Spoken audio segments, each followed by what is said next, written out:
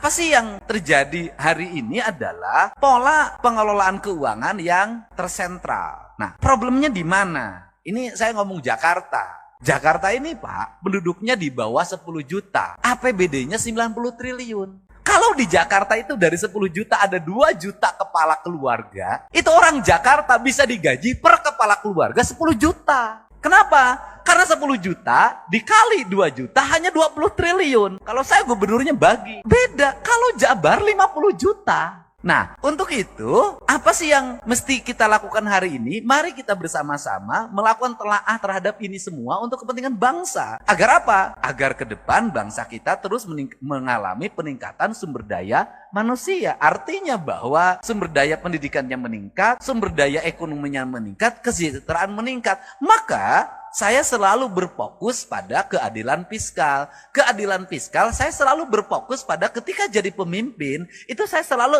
punya angan-angan dan punya harapan. Bagaimana punya angan harapan itu adalah pembangunan harus diselesaikan dalam waktu cepat. Setelah itu berarah pada investasi. Nggak bisa pembangunan gini-gini terus. Yang tahun ini menjadi proyek tahun ini. Yang tahun ini menjadi proyek tahun ini. 5 tahun proyek birokrasi itu juga. Negara nggak akan maju sampai kapanpun. Tetapi yang harus dilakukan adalah apa yang kita selesaikan dalam waktu 1 tahun, apa yang waktu 2 tahun, apa yang waktu 3 tahun, apa yang waktu 4 tahun, apa yang waktu 5 tahun. Ini semuanya tidak boleh berulang. Pekerjaan kemarin harus tidak boleh dikerjakan hari ini lagi. Kenapa? Pembangunnya ke depan. Tujuannya untuk apa? Agar fiskal ini, fiskal yang tahun kemarin itu tidak digunakan untuk tahun ini. Dan negara sudah mulai berpikir untuk membangun kemandirian. Saya itu sudah punya rumusan, mudah-mudahan ini bisa dilakukan di Jawa Barat adalah misalnya begini, desa itu berapa sih penduduknya di desa itu? Di desa itu ada potensi apa? Anggaran pembangunan desa itu harus segera dibikin skala prioritas, ditambah plus kabupaten,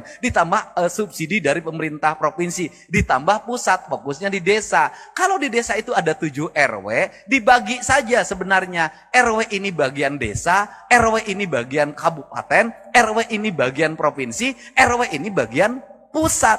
Jadi membangun desa paripurna itu bisa selesai dalam waktu 2 tahun. Tahun ketiganya itu anggaran sudah mulai diarahkan, bukan untuk itu lagi, untuk kesejahteraan publiknya, jaminan kesehatannya, jaminan pendidikannya, jaminan hari tuanya. Tahun berikutnya harus lagi mengarah pada investasi, di mana uang itu tidak digunakan lagi untuk pembangunan infrastruktur lagi karena udah selesai, digunakan untuk investasi. Investasinya dikelola oleh perbankan daerah, di mana uangnya berputar, dipinjamkan pada lingkungan daerahnya dan untungnya diperoleh lagi. Ini